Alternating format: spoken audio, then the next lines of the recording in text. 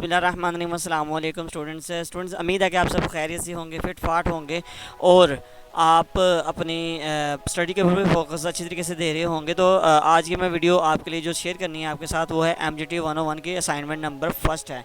तो mostly students को इसमें थोड़ी सी परेशानी आ रही थी कि उसमें क्या कुछ स्टूडेंट्स डबल माइंडेड हो गए थे कि हमने जो C cost of the manufacture है वो कैसे फाइंड करनी है और उसके बाद cost of the good sold जो सी है वो कैसे फाइंड करनी है। तो मोस्टली स्टूडेंट्स को इसमें परेशानी का सामना था। तो मैं इस वीडियो में आपको मुकम्मल गाइड करूँगा कि आपने कैसे अपनी असाइनमेंट बनानी है और कैसे इसको जल्दी से सबमिट करवाना है और कॉपी इशू भी नहीं आएगा। तो स्टूडेंट्स उससे पहले अगर आपने हमारा चैनल सब्सक्राइब नहीं किया तो जल्दी से कॉम्पैक्ट फॉर स्टूडेंट्स को सब्सक्राइब कर दें और बेल आइकन पे क्लिक करके आल पे क्लिक कर दें ताकि हमारी सबसे नई आने वाली वीडियो आपके पास सबसे पहले पहुँचे। तो स्टूडेंट्स उससे पहले मैं आपको बताता चलूँ, अगर आपके सिस्टम का साउंड जो कि स्लो है, आपके सिस्टम का साउंड लैपटॉप है या सिस्टम है कंप्यूटर वगैरह उसका साउंड स्लो है, तो हमारी ये वीडियो है इसका मैं डिस्क्रिप्शन में लिंक दे दूँगा। तो आपने इसको सिर्फ देख लेना है। इससे क्या होगा कि इसमें हमने कुछ बातें ऐसी बताई हैं कि उससे आपको कोई ख़र्चा वगैरह नहीं आएगा और आपके साउंड भी सही हो जाएगा, ना ही आपको स्पीकर की ज़रूरत होगी आपके कंप्यूटर के साथ। स्टूडेंट्स अपनी बात की तरफ आते हैं, अपने असाइनमेंट की तरफ आते हैं। तो मैं असाइनमेंट शुरू करता हूँ। ये हमारे पास MGT 101 की असाइनमेंट है, नंबर 1 है ये। तो और उसके बाद ये 27 को इसकी ड्यू डेट्स है, तो आप 15 मार्क्स है, तो आपने जल्दी से जल्दी इसको अभी से अपलोड कर दें।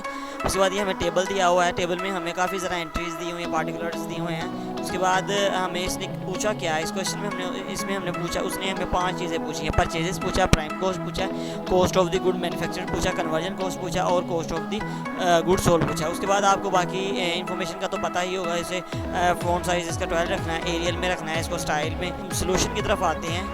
तो स्टूडेंट्स सबसे फर्स्ट में मैं आपको दिखाता हूँ। फर्स्ट में अगर आप टेबल देखें तो सबसे टेबल में क्या है, परचेजेस हमने फाइंड करनी है। तो परचेजेस फाइंड करने का तरीका क्या है, परचेजेस फाइंड करने का तरीका है ओपनिंग्स ऑफ रॉ मटेरियल इस और मटेरियल अवेलेबल जो क्या है उसको माइनस कर देना हमने। तो ये देखें हमारे पास ये मटेरियल अवेलेबल फॉर यूज़ अपने टेबल में देख सकते हैं 62,000 है और 13,000 है ओपनिंग स्टॉक ऑफ मटेरियल।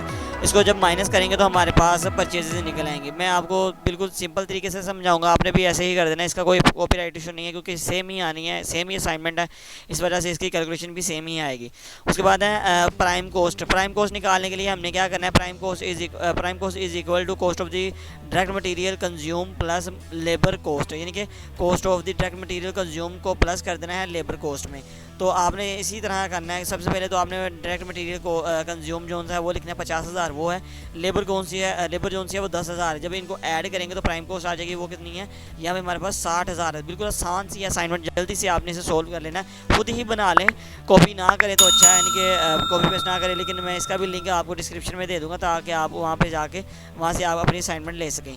लेकिन बेहतर यह है कि आप अपने खुद टाइप करें, आपकी टाइपिंग स्पीड भी तेज़ हो जाएगी, आपको ज़रा थोड़ी चीज़ें इसमें से याद भी होना शुरू हो जाएंगे और आपको पेपर में ये आपको फ़ायदा देंगे। उसके बाद है तीसरा है कि cost of the goods of the manufacture. ये काफ़ी सारे स्टूडेंट्स को समझ नहीं थी आ रही है कैसे आया। देखिए कॉस्ट ऑफ गुड्स और अवेलेबल फॉर सेल, ये देखिए कॉस्ट ऑफ गुड्स और अवेलेबल फॉर सेल। मैं अभी आपको दिखाता हूँ टेबल में जी, ये लिखा हुआ है cost of the goods all of the available for sale, cost of the goods और अवेलेबल सेल। आपने ये एंट्री लिखनी है, मैं ये भी बताऊँगा ये क्यों लिखनी है आपने। उसके बाद ये लिख दी हमने, इसकी वैल्यू जो सी है ये है 75,000। उसके बाद है opening inventory of the finish good. Opening inventory of finish good अगर आप टेबल की तरफ देखें, आपने टेबल को मद्देनजर रखना है, आपने से कोई भी एंट्री नहीं लिखनी। तो यहाँ पे देखें opening inventory of finish good, opening inventory of finish good ये है। Opening inventory of finish good हमारे पास 8,000 है, 8,000, तो हमने इसको भी यहाँ पे लिख लिया है। तो अब इन दोनों को माइनस करेंगे तो कॉस्ट ऑफ मैन्युफैक्चरर्स आएगी। तो स्टूडेंट्स ये देखें ज़रा, अगर मैन्युफैक्चरर्स कॉस्ट ऑफ मैन्युफैक्चर निकालने के लिए हमें क्या करना पड़ता था कि अगर यहाँ पर हमारे पास ओपनिंग स्टॉक होता और फिनिश गुड का और क्लोजिंग स्टॉक होता तो फिर हम उन दोनों को माइनस करते।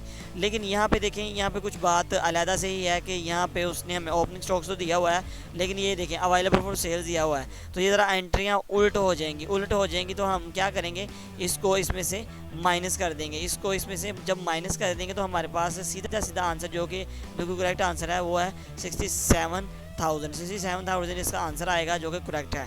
ये आ जाएगा आपका cost of goods of the manufacture का आंसर। उसके बाद कन्वर्जन कॉस्ट कैसे निकालते हैं? कन्वर्जन कॉस्ट निकालने के लिए cost of labour cost plus factory overhead इन दोनों का जमा कर देना है। तो लेबर कॉस्ट हमारे पास कितनी है? 10,000 रुपये, ऊपर बताया मैंने आपको भी। और हमारे पास जो कि फैक्ट्री ओवरहेड है हमारे पास 5,000 है, तो ये कितने हो जाएगी? 15,000 हो जाएगी। उसके बाद कॉस्ट ऑफ गुड्स सोल्ड निकालने का फार्मूला जो सा है, sale is equal to cost of the goods sold, इसको CGS वो बोलते हैं, cost goods sold, cost of the goods sold plus gross profit, इसको G stand for gross, P stand for profit.